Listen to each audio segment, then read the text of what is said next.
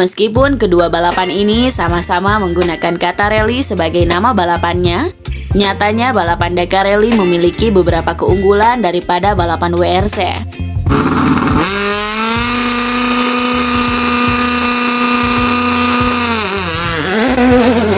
Di dunia motorsport sendiri, WRC merupakan balapan dengan kasta paling tinggi di balapan rally dunia, yang sekarang klasifikasinya diganti dengan nama Rally 1 berdasarkan piramida rally yang dibuat oleh FIA. Sedangkan Dakar Rally merupakan kelas balapan dengan kasta paling tinggi di balapan Rally Raid.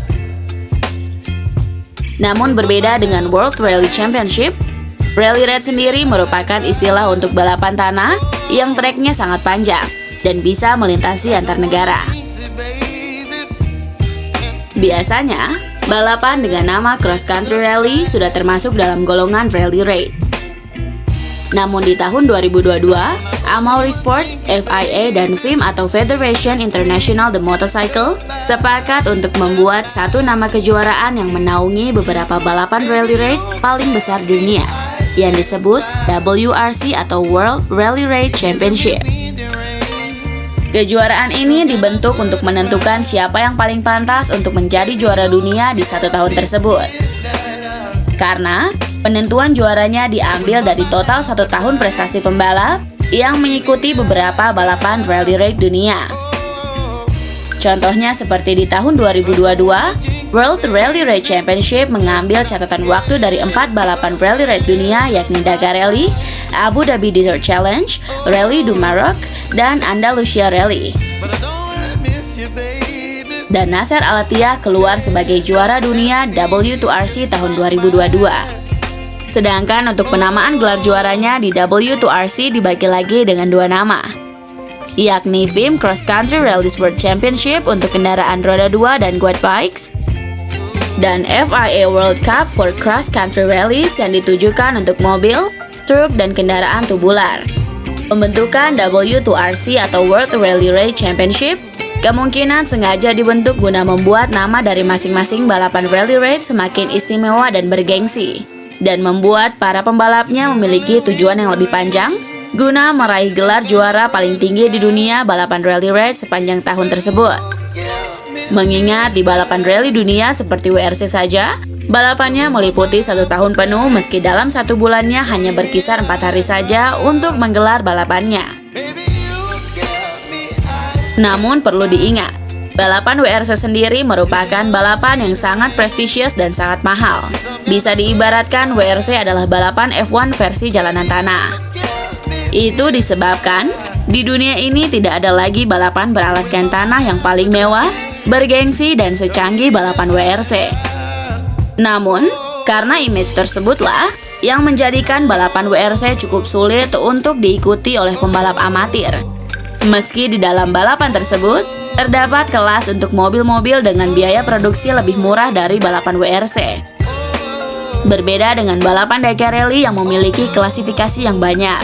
Maka dari itulah, kita akan bahas beberapa hal mengenai pembeda antara balapan WRC dan Dakar Rally. Yang pertama yang mudah sekali dilihat adalah perbedaan treknya. Kedua balapan ini memang melewati trek off-road yang hampir sama. Hanya saja, sejauh ini Dakar Rally memang belum melewati jalanan bersalju. Ya karena memang di gurun tidak ada salju. Namun pembeda utamanya adalah fleksibilitas pembalap untuk memilih trek dengan caranya sendiri. Maksudnya, di Dakar Rally pembalap bebas memilih trek sesuai dengan yang mereka mau, asalkan mereka bisa melewati checkpoint atau di Dakar disebutnya waypoint dengan tepat dan cepat. Itu dikarenakan di Dakar Rally, treknya melewati daratan yang kosong dan para pengemudi harus mencari treknya sendiri dengan benar. Bahkan jarang sekali balapan Dakar Rally yang rutenya melewati daerah pemukiman yang memiliki jalanan utuh. Namun di Dakar Rally juga melewati jalanan aspal yang disebut liaison section. Jalur umum ini mengarahkan pembalap untuk menuju bivouac atau pit stopnya Dakar Rally dan mengarahkan mereka juga ke garis start. Namun di liaison section ini, pembalap tidak dicatat perolehan waktunya. Sedangkan di balapan-balapan WRC, treknya sudah berupa jalanan utuh, entah itu jalanan aspal, lumpur, hutan, atau tanah sekalipun. Bahkan, jalanan off-roadnya saja masih memiliki bentuk jalanan yang sempurna, maka sangat tidak mungkin jika pembalap WRC mengalami kesalahan navigasi. Meski seperti itu, nyatanya balapan WRC masih memerlukan navigasi yang disebut pass note guna mengetahui jalanan apa yang akan dilalui pembalap di beberapa meter selanjutnya. Sedangkan di Dakar Rally memiliki roadbook sebagai alat navigasinya. Selain isi dari kedua alat ini berbeda, nyatanya di Dakar Rally roadbook saja tidak cukup sebagai alat navigasinya. Alhasil, di Dakar Rally memiliki navigasi lebih, seperti GPS yang disambungkan langsung ke satelit guna mendapatkan informasi real-time mengenai pembalap jika dia mengalami trouble atau tidak mengambil trek yang tidak seharusnya dia lewati.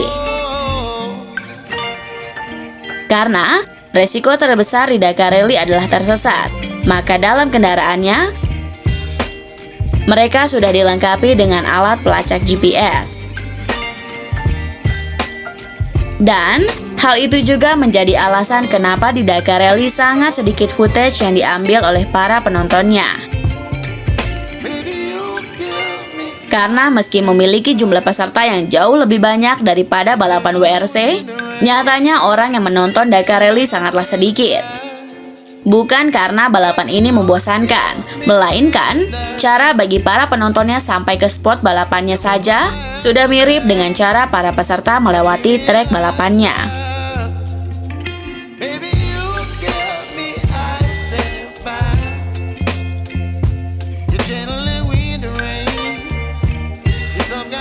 Maka tidak aneh jika balapan Dakar Rally hampir semua footage-nya memiliki angle yang diambil dari kamera yang disematkan pada helikopter. Namun jika penontonnya sedikit dan footage-nya yang didapat sangat terbatas, kenapa balapan ini bisa setenar dan semahal itu?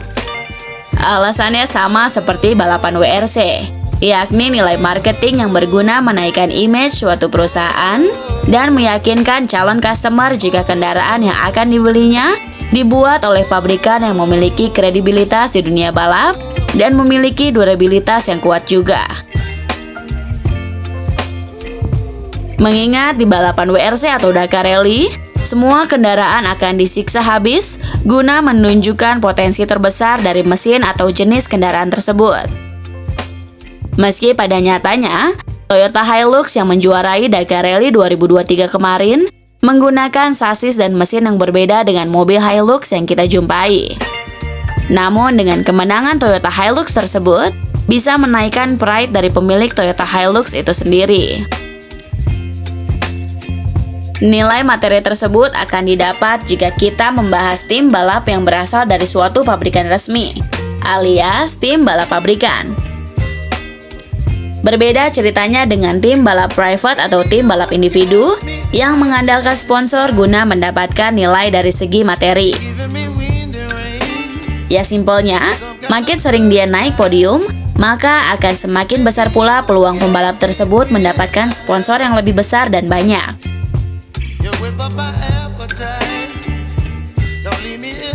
Tetapi memang cukup sedih melihat para pabrikan besar yang keluar dari balapan WRC. Namun seperti F1, WRC juga semakin kesini biaya dan regulasinya semakin tinggi, menjadikan para pabrikan besar mikir dua kali untuk mengikuti balapan tersebut. Sehingga disinilah nilai lebih dari balapan Dakar Rally terlihat, di mana Dakar Rally justru memiliki tim balap yang bertambah banyak, baik itu yang individu ataupun tim balap dari pabrikan resmi.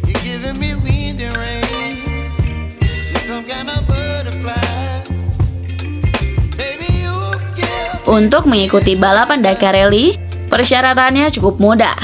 Hanya perlu umur minimal 18 tahun, lalu memiliki lisensi balap dari FIA untuk kelas mobil dan truk, dan FIM license untuk kelas roda 2 dan quad bikes, serta uang $30.000 untuk biaya registrasinya. Cukup segitu aja kalian udah bisa ikutan balapan Dakar Rally. Makanya, Tidak aneh jika balapan Dakar Rally memang mayoritasnya berasal dari kelas amatir atau tim private.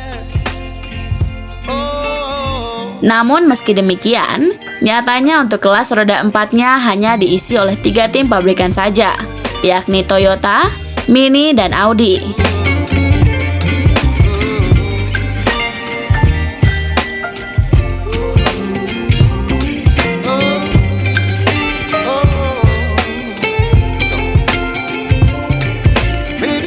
Dan di kelas roda 2-nya memiliki 7 tim balap dari pabrikan, yakni KTM, Honda, Serco, Moto, Husqvarna, GasGas, dan Hero Motor.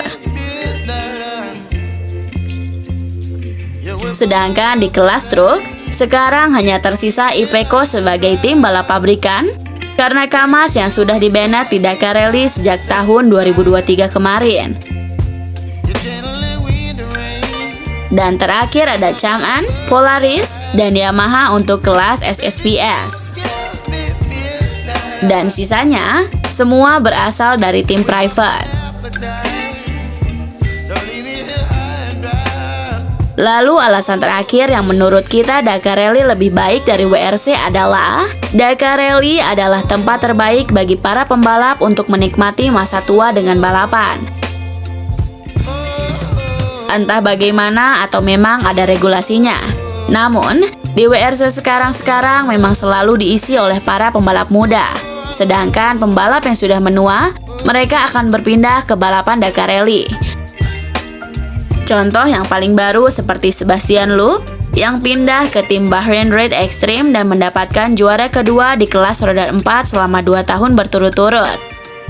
Dan ada Carlos Sainz yang sudah menginjak usia 60 tahun yang masih mengikuti balapan Dakar Rally bersama Audi.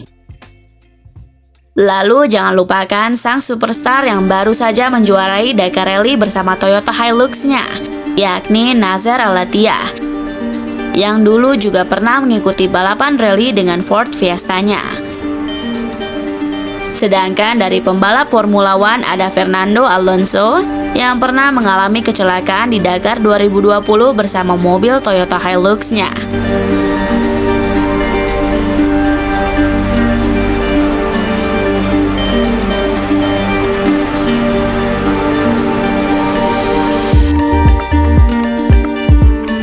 Dan ada juga James Healy sebagai mantan pembalap Isle of Man pertama yang pindah balapan ke Dakar Rally untuk kelas roda 2-nya. Sedangkan untuk mantan pembalap MotoGP, ada Danilo Petrucci yang bergabung dengan KTM Factory Racing di tahun 2022. Dan nama-nama tersebut masih sedikit dari total para pembalap yang akhirnya memutuskan untuk menikmati masa tuanya di balapan Dakar Rally. Meski di Dakar Rally tidak memiliki batasan usia untuk para pembalapnya, tetapi mengingat balapan ini bukanlah balapan yang gampang juga, cukup aneh jika para pembalap tersebut memberikan masa tuanya di balapan Dakar Rally. Seperti Yoshimasa Sugawara, pendiri Hino Sugawara Team, yang mencetak rekor sebagai pembalap Dakar Rally paling tua yakni 77 tahun saat dia masih mengikuti Dakar Rally tahun 2019.